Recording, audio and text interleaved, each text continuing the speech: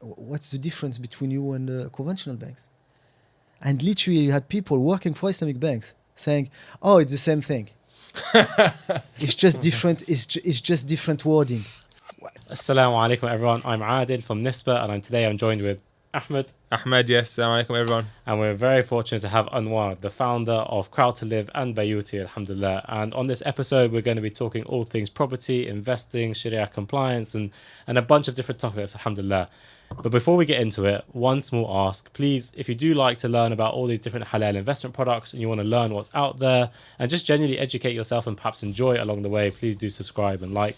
And inshallah, join us for more. All right, well, we probably should talk about the main thing, the main thing, which is Bayuti. That's your main new thing right now. Yeah. And from Adil and I's understanding, it's an app or a website or a portal that lets Muslims, or anyone actually, they don't even have to be Muslim, you can be whoever, anybody, buy a portion of a property. Yeah.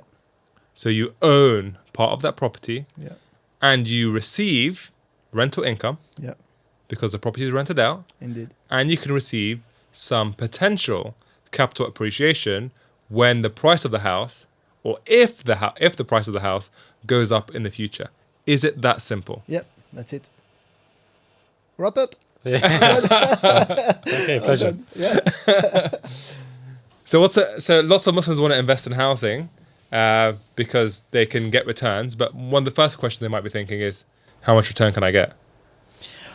Okay, so in terms of return, if you look on the platform, you're talking, let's say on average about 5 to 6% in terms of rental yield, and then the capital appreciation depends on what the market does. But in general, we are telling people 2 to 3% per annum. It's basically something that they should expect within a 5-year time horizon. So all in all, you're talking about 7 to 8% return. Why did you say 5-year time horizon? Is that because that's how long the properties are? Yeah, I mean, again, like for us, and this is what I was talking about earlier when I say it takes time. Yeah. Because you need to really educate people in terms of how do you build wealth, and that building wealth is not like a casino. It's not like you go and you put, £50 today and you're going to double it, in 1 week. And unfortunately, there is a massive movement, into this get rich kind of scheme where people are like, I'm going to give you some trades, some magic formulas that's going to do this, or, invest in Bitcoin today, you're going to be a millionaire tomorrow. And this, when you look at especially social media, that's like people are bombarded with that. So, I know that people watching this video, they're going to say, what? 5, 6, 7%? Boring. Boring. I'm not going to retire with that kind of return. But what people really need to appreciate is like everything in life. Everything has a price. And the price that you pay when you invest is the risk that you take. Mm-hmm. Okay. So if somebody is coming and is telling you, I'm going to make you 50%.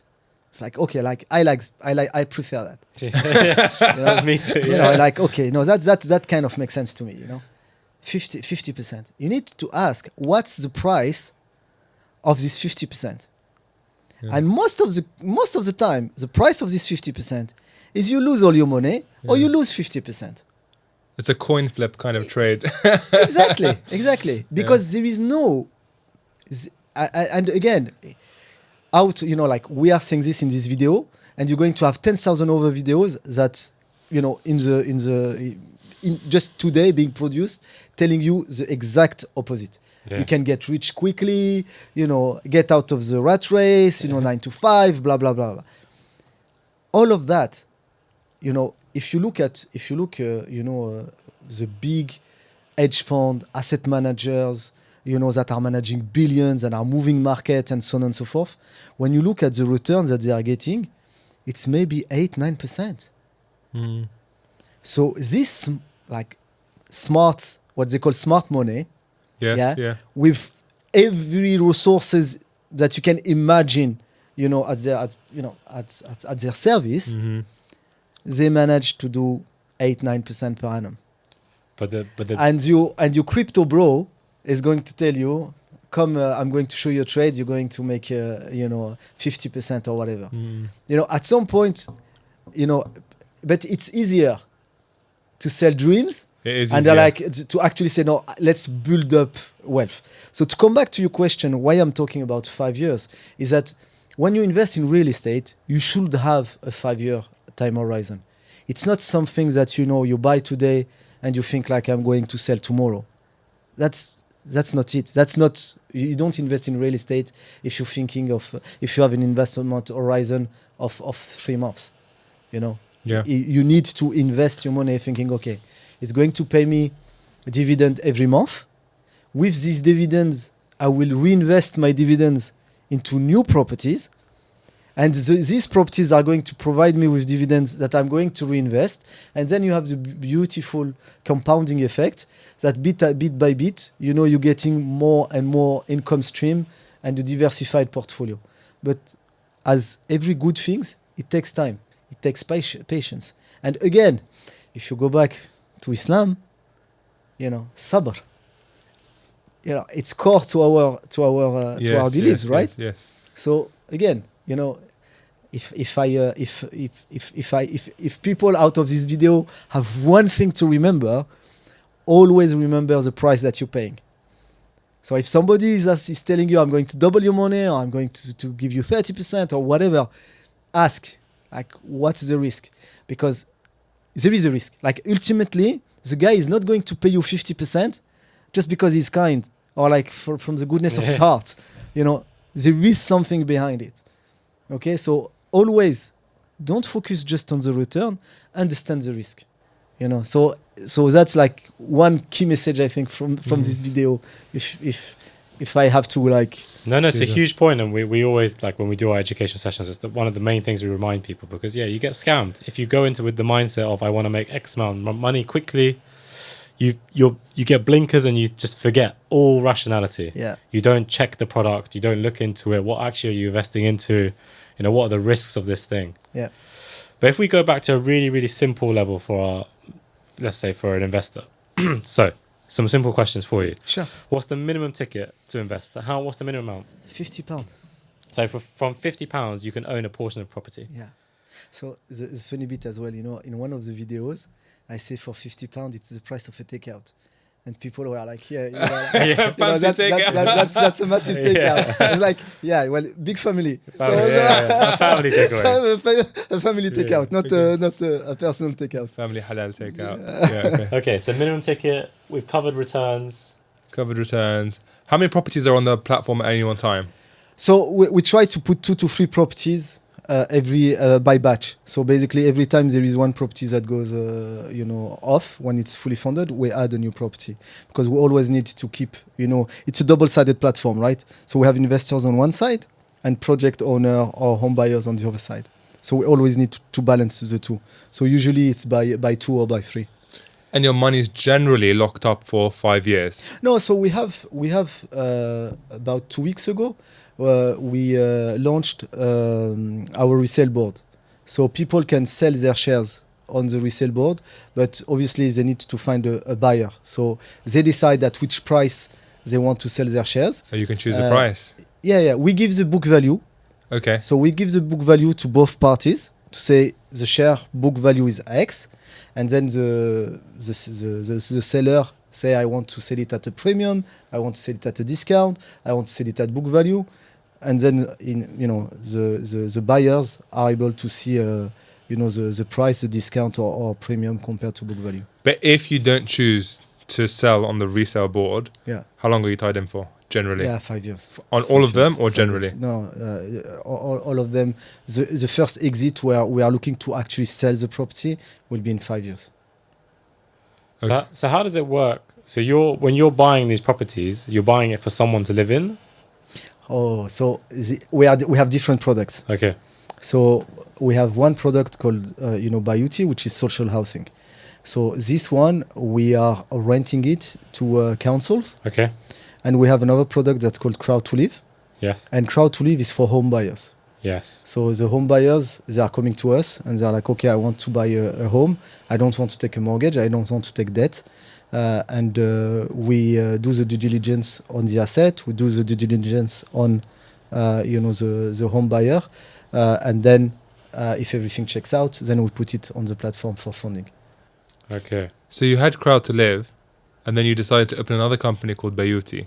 No, it's the same company. It's everything is under the same company. It's Okay. just brands. We just created different brands, and we are Watch Consolidating. this, watch this space. Yeah. Crowd to Bayuti.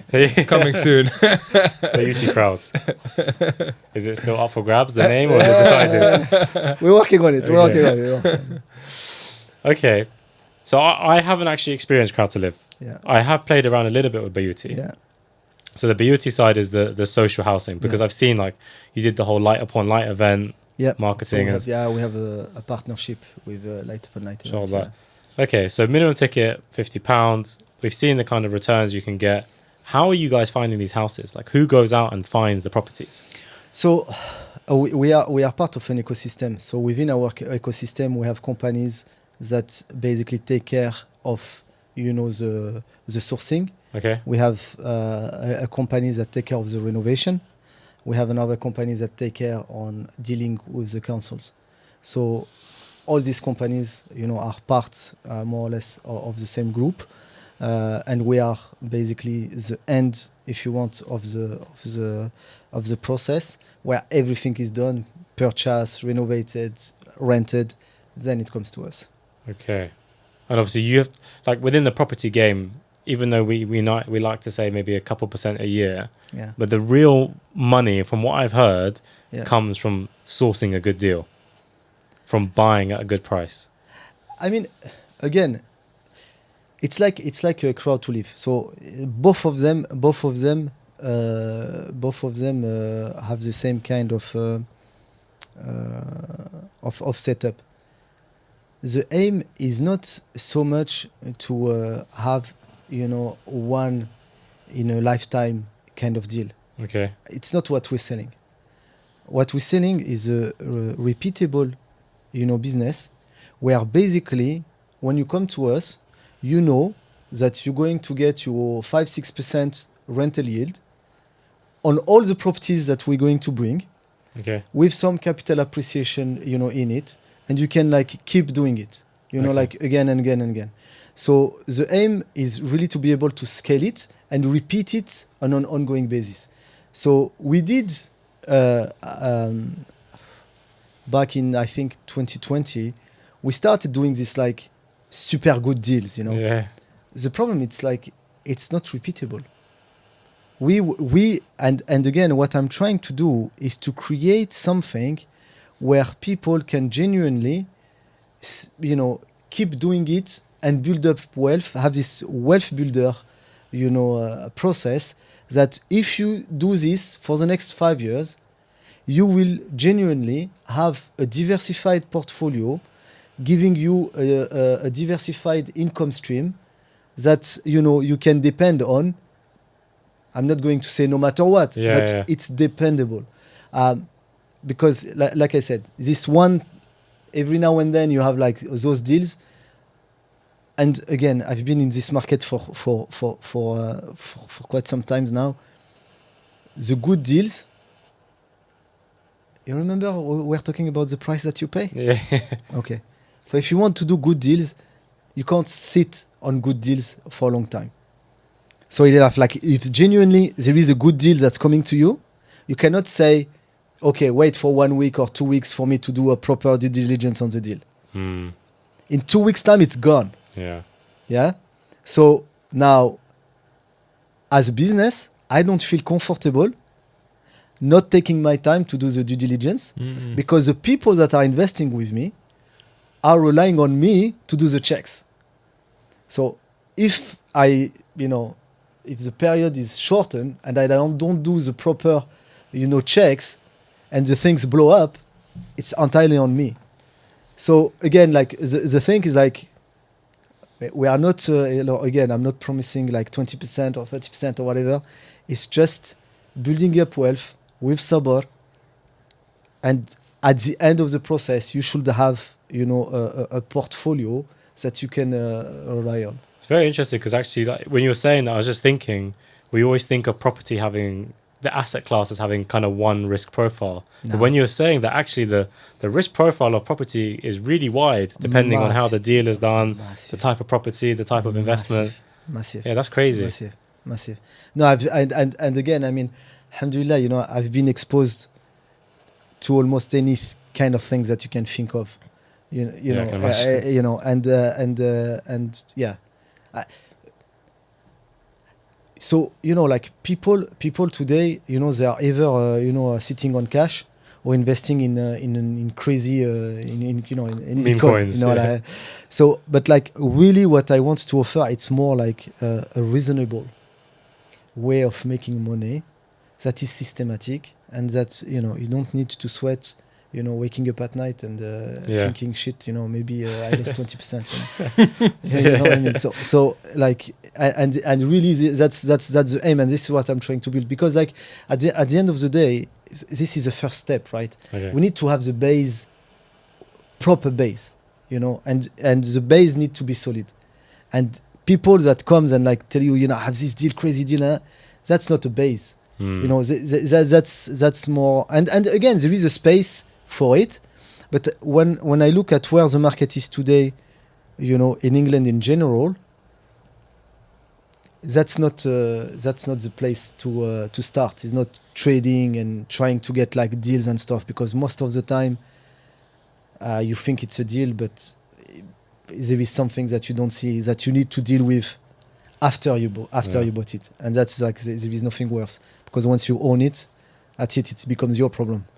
Yeah. So a lot of retail Muslim investors, or the kind of people that we speak to, they go and get their portfolio of equities with some HSBC Wahed equity fund. Yeah. Maybe they get a Sukuk fund, they put in a bit of gold, then they go and open their Halal savings account, put some money in the savings account. Where do you think a Bayuti kind of property portfolio fits in? Do you think it's sometimes you look at asset allocations and you see a 5%, 10% asset allocation towards property. Yeah. Do you still think that's right? Or do you think the kind of offering done by Bayuti is almost so safe that it should be considered for a larger part of the portfolio? So I think like ultimately, diversification is key. So, you know, in any case, I will never advise people to take all their money and invest it 100% with Bayuti. 99%. You know? No, not no, because again, what you need to think of is you are building up the base. Like, you know, like if, for example, you invest with us, right? And then I don't know, you get your £1,000 of profit. You know, at the end of the year, you do your math and you have £1,000 rental income that came to your way. Mm-hmm.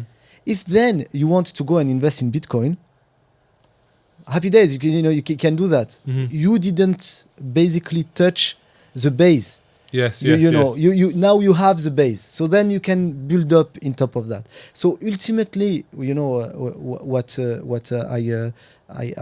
I'm telling people is like Bayuti is part of your base.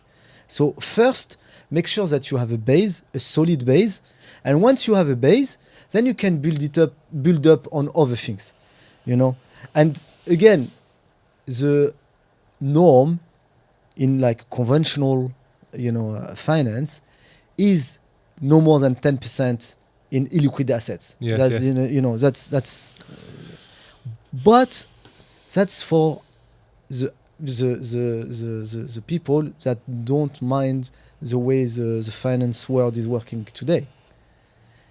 If you have ethical criterias, or you think that there is too much debt in the market today, then those numbers are pretty difficult to apply, because, like I said, you know, if you remove if you put these filters in place, the scope of assets into which you can actually invest is very limited. So based on that kind of that risk side of it, as an individual investor, when I invest into a property with Bayuti, is there a risk that maybe the tenant stops paying rent and I don't get my rental income? So the tenant is the council. So if the council stop paying rent, then the council is in default. I'm not going to say it doesn't happen. I think Birmingham. Yeah. Yeah. But I'm going to say like it's pretty rare that. But if they council- stop paying, obviously you would stop getting your yeah, rental. but you still have the asset. Okay. So basically, you can still either sell the asset or so if you want like the risk is on your income. Okay. The asset is still here. So the asset value can go up and down. Yeah. But this is where we're saying within a frame of 5 years, the probability within 5 years to exit at a point lower than the one you entered is relatively slim. I'm not going to say Because it's never happen. isn't Central London like seeing a decrease in the value of their properties at the moment? Okay, so it's if you look at the headlines, yes. If you look at the if you analyze it a little bit more in detail, you realize that it's the expensive properties Yeah. that are taking the biggest hit, because all the non-dom are moving to Italy, Greece, or whatever Mediterranean country, and all these expensive houses and flats have their price cut by hundreds of thousands of pounds. Oh, wow. Because the people are non-dom, people are moving out. We're not investing into these ones, right? No. So again, like one of the things that we do on our platform is that we don't invest in any property above 500,000. Okay. So the maximum investments that we do is 500,000. That's quite low. Is it London? Again, it depends on like where do you want to buy. If you want to buy in W1, then yeah, it's maybe the price of a studio. Yeah. But in not in central London, but within M25, you can still afford a Shed. yeah. A garage. Shared bathroom. Yeah, shed. Yeah. No, but like again, like when I'm saying London, I'm talking within M25. Okay. you Yeah. know. So or what you call maybe Greater London. So what happens? Some people might be thinking, oh, maybe I could just go out and buy a property by myself, or I can invest in a property with a friend. There's all sorts of taxes. There's all sorts of headaches. How do you guys deal And with you this? need to manage, and you need to, and the thing as well is that you will have a big chunk of your money tied up to a single asset. Yes, you will. So again, that's not really I'm not going to say really smart, but a lot of people are doing that, right? They have but then if the tenant stop paying rent, doesn't want to go away, There's a that's big like risk ruin there. your life. Yeah. I have so many stories of landlords that got burnt into the buy to let because of the cost of living crisis and so on and so forth.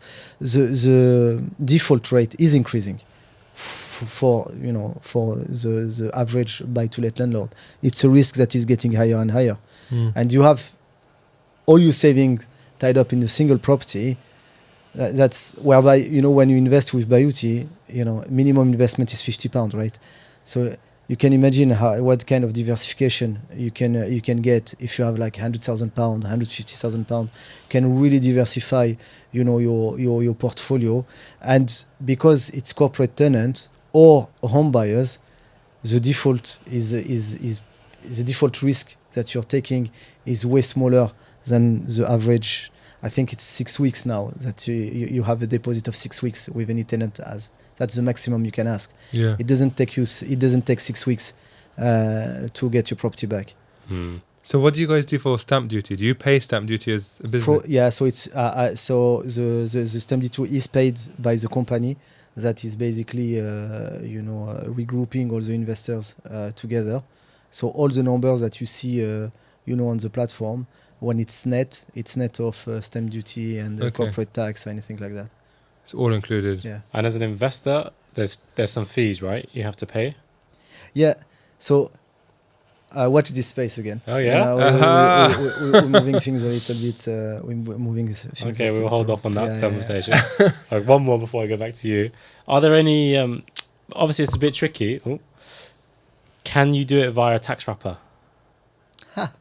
Very interesting. So we looked at that, right? And we're still looking at it, but the initial feedback that I'm getting is that if it's a debt product, you can. If it's an equity product, you can't. So the innovative finance ISA won't allow for it. No, it's not a debt based. It's shocking, isn't it? Because innovative finance ISA was made for Debt. peer-to-peer lending. Yeah, debt, yeah. But can you imagine, like how how crazy it is? Like even like on all the innovation that's coming your way, it's all innovation about debt. Yeah. You know, so all the wrapper, everything, it's about debt. So, and this is what I'm saying. You know, people are sometimes they are telling me, Anwar, you have been at this for like 9 years, almost 10 years now. You know, like, stop. You know, it's not working. It's like because every single bit of the financial world is debt based.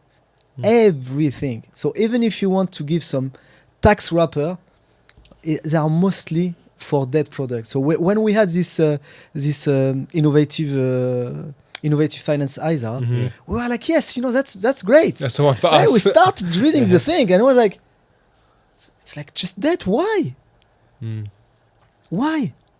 And then the equity bit, it's only for listed equities. So you can't use the stocks ISA. No. So but the thing is, again, if you're talking about innovative finance, why did you remove the equity bit? And so again, Are you trying to do anything like to lobby or change the law or anything? Watch your space. Sabr. Sabr.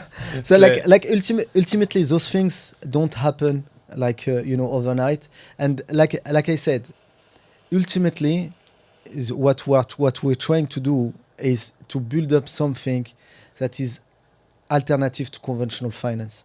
Right now, the regulator, the taxman, everybody have their system built for conventional finance. So we need to build up and navigate, with what we have. But it's definitely 1,000 times more difficult to have an equity product than to have a debt product. I will make myself a big favor, and it will be so much easier to go with some kind of debt structuring. But what's the point? Ultimately, what's the point? Because the way I'm saying it is like Islamic banks are copying conventional banks with some twist. Then Islamic fintechs are copying Islamic banks with some technology, veneers on it. What is the point of all this? So I'm taking, a hardcore, vision of saying, forget all of this. I want to actually build something that is not debt-based. And because of that, well, it's like I said, it's way more difficult. It's way more difficult. Yeah. Not to talk negative about your idea or business, it obviously does a great purpose. You get regular returns. It seems quite stable. Property in the UK is great, but has no one ever done it before? Just buy properties and then re-offer them out on a crowd-funded basis. Yeah. You had one company that did it at scale. To UK retail. Yeah. Property partners. Okay. Property partners. They did it at scale. Now, one of the things that, where it got a little bit, tricky is that they grew too fast. Okay. They took VC money, grew too fast, and part of their funding dried up, whereby they didn't build a distribution network big enough to be able to basically continue to do more deals. Because the biggest challenge for any fintech, by the way, is the users. To acquire a user, it's expensive. To keep him, it's expensive. To transact, it's expensive.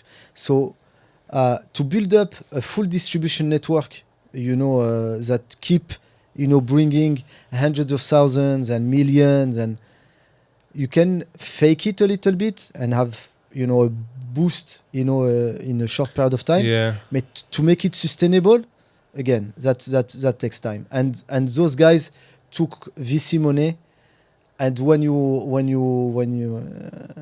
okay, I'm not going to talk badly about VC or okay. Yeah. I mean, it's when you deal with VCs, a lot of VCs, it's like you signing with your blood kind of thing, kind of deal, because they give you money, but like, man, it's They want you to sleep on the floor.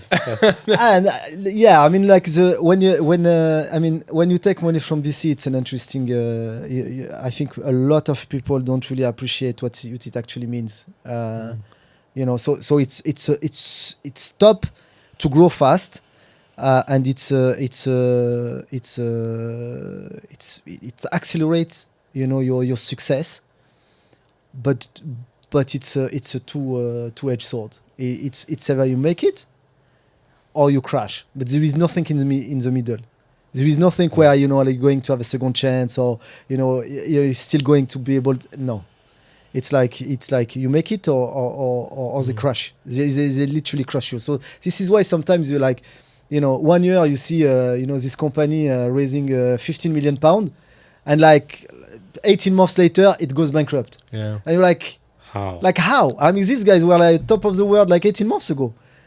They don't, because they have, again, like in the VC world, they have vintage fund, where they need to give back the money within a certain period of time. Yeah. So by the time they go through raising the fund, deploying the money, exiting the transaction, all of that is very very squeezed. So yes, it was done before. They took money. I think they rebranded themselves to London Exchange, I think, or something like this. They're still around. They still are around, but I don't know if they're still. I think they had like £250 million worth of asset under management. I don't know if they continue to acquire more properties or not. But yes, it was done. They're just not in a Sharia-compliant format. Okay. And in the US, it has also been done at scale as well. Yeah. Oh wow. Do you have some statistics about your average investor, or roughly, like do you know how much your average person does invest on the platform? Yes, it's about £2,000. Do you know proportion of Muslims versus non-Muslims? Obviously, you don't No, ask. we don't track. No, You don't track? No, Maybe we we don't look at the track. names. We Yeah, don't- that's a Muslim name. That's No, not we the- don't track that. We don't But track do you- that. do you- I mean, one of the things, again, like, and again, is that's for me, that's like super hyper important, is that, yes, we are Sharia compliant, but I don't want people to come to us because we are Sharia compliant. You I to want be people universal. to come to us because we're good and we offer a good product. Hmm. And by the way, we're also Sharia compliant, and because again, I worked in the Islamic banks and I know the Islamic finance industry quite well. And, I was like, sometimes I was talking with people and I was sitting in meetings and people were like, so what do you offer? What's the difference between you and the conventional banks? And literally you had people working for Islamic banks saying, oh, it's the same thing. It's just different. It's just different wording. And I'm like, like all of this basically pushed me to actually try to create something that is fundamentally different from, Islamic banks and what Islamic banks are, are offering.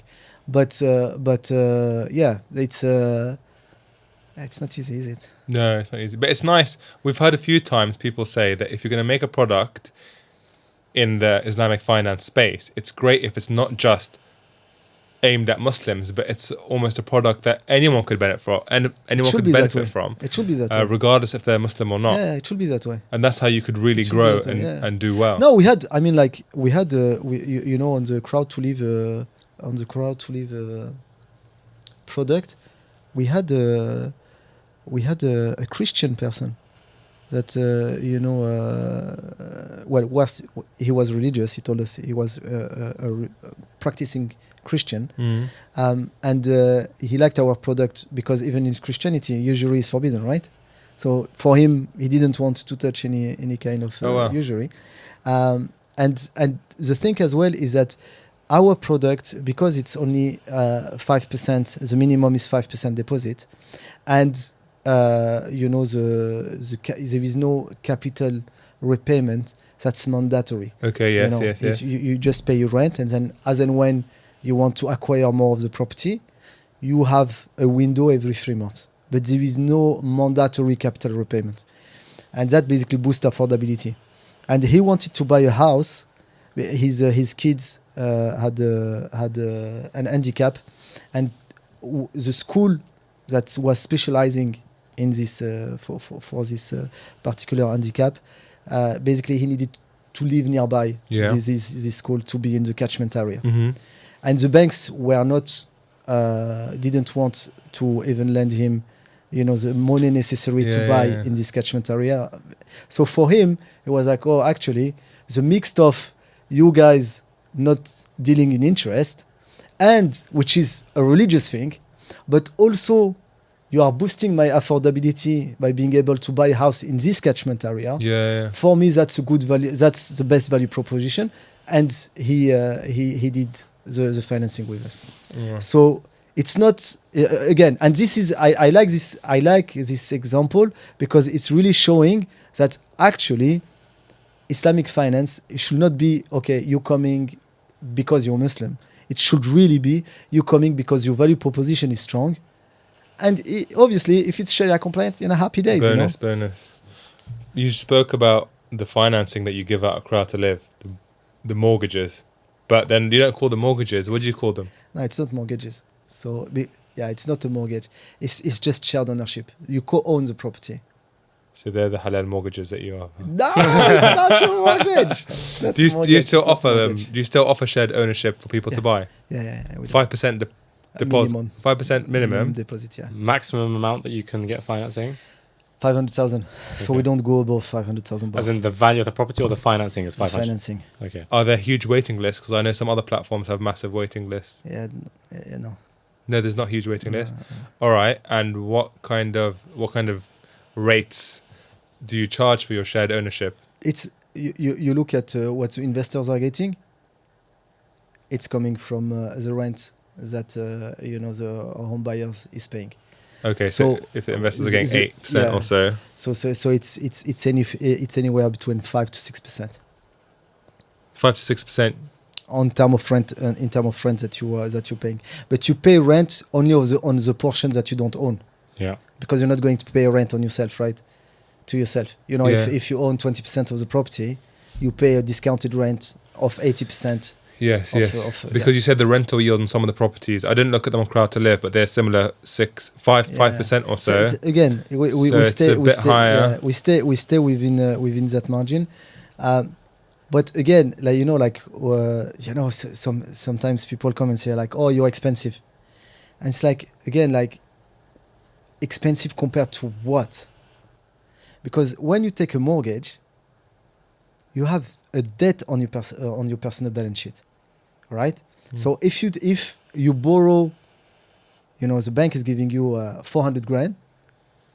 The bank is expecting you to pay back this 400 grand plus in terms of interest and all these kind of things, right? If the value of the property goes down, the bank don't care so that the property value goes down. You need to pay them back that money. And if tomorrow, for whatever reason, you default, it's not going to say, oh, we had 20% deposit, so 20% of the money when we repossess the property and we sell the property, 20% of the money goes to you. It doesn't work like that. It's like the bank serves themselves first, pay back the loan first, and whatever is left is given to you. So obviously, you are not comparing, apple with apple. In one scenario, you owe money to the bank, and you don't own the property. The bank owns the property. Whereby with us, from day one, you own the property fair enough, you co-own the property with the other investors, but your name is on the title deed, and you don't owe money to anybody. So you can stay at 10%, 20%, 5% for the full 5-year initial time horizon. You don't have to pay more if you don't want to. And I have so many people that I know that, when you talk to them, they are stressed financially, and they're like, I can't change job. I can't go on holiday. I can't. And like, why? Because I have a mortgage. I can't take the risk of doing this and that. Why? Because I have a mortgage. So literally, like you enslave yourself mentally and financially with mortgages. And again, it works very well. It has been done for decades and so on and so forth. But I believe we can do better, ultimately. And if it's not better, differently. Right now, if you go and you want to take home financing and you are looking at mortgages, you have 1,001 different kind of mortgages. Some of the stuff you cannot even think of, are on offer. But if you don't want to get a mortgage, what solution do you have? To buy a property. Yeah, it's so again, it doesn't make sense to have just one way of doing it, especially if this way doesn't work for you. I don't know. Would you sign your life for 30 years? If I can get a house, then it's 30 years. You got to do what you got to do. No, but bro, 30 years. 30, No, of course. 30 years. Of course. What's the translation of mortgage in French to English? What do they call it? Death. No. Isn't it more? Doesn't it mortgage? Isn't it? Mortgage means dead. Yeah, I don't know what gage means. Yeah. I thought it was like death contract or something. Well, it's close. It's close enough. Huh? it's close enough. No, but like I said, I think ultimately it doesn't. People that have 30%, 35%, deposit, have a stable job and stuff, and don't care about Sharia, go get a mortgage. But more and more people can't or don't have 30, 35% deposit. So what do you do with those people? Yeah. And you already maxed out everything. Like I said, back in the days, 15 years, 20 years, Now I think I saw somewhere 40 years. It's ludicrous, man. Literally, it's like all your career, all your years of working, you will be paying a bank. But equally, obviously, to play devil's advocate, if they were to use the other solution, it still may take them the same amount of time to pay it off. But the whole thing is different because, owning stuff, for example, talk about music. Back in the days, you had cassettes, CDs, and all these things, right? And you own them. It was yours, 100%, right? Yeah. In today's world, do you still have cassette? Okay, you share the music. No, it's haram. I don't I didn't say what's in the cassette. I didn't say what's in the cassette. You can still have Quran, But ultimately, right now, you don't have those cassettes anymore. You share it with other people on platforms, right? So here, owning a property, you can co-own the property. You can say this property, I own 20% of this property. And the rest is owned by other investors, but I co-own this property and that gives me right to pay a discounted rent for this property. This full thing of fully owning or fully renting. Yeah. What we're offering is a different way where you're young, you don't want to put every single pound that you earn into paying a bank. You want to travel, you want to have experiences, you want to discover the world, you want, to test things, and be flexible. And yet you have financial products that lock you for 20 years or 30 years or 40 years. So here we are trying to do, again, something different. It's a real psychological shift because that's what everyone's become comfortable with and that's what they understand. And but people are not comfortable with. But it's almost when you ask people, are they happy to go and sign their life for 30 years? I don't think they are smiling and jumping up and down being happy. They're like, I have to do that. I don't have the choice. What's the choice? Renting? Yeah. Some Muslims took out a conventional mortgage and now want to change to a halal mortgage. Can I not use that? No, a shared ownership scheme. Is that something that you guys can do? Yeah. So you take out the mortgage at a time of... We don't take it. We pay. You pay it out. You take it out by paying it off, and then you... Exactly. Okay, wonderful. Exactly. And what happens if the house price goes up and down? Shared ownership. It goes both ways. You lose, you make. Both. The investors have exactly the same exposure as the landlord will have. So if the property goes up, they will make money. If the property goes down, they will lose money. Like ultimately, it's like your landlord. So it goes up and down. But again, this is why I was saying, within a period of 5 years, the probability of you entering at a price that's lower, exiting at a price that's lower to the price you entered is relatively slim. Okay, I think that is time. Yeah, it's definitely our time. Barakallahu feek. Thank you so much for your I time, really Anwar. It enjoyed was a that. real Yeah, pleasure. yeah.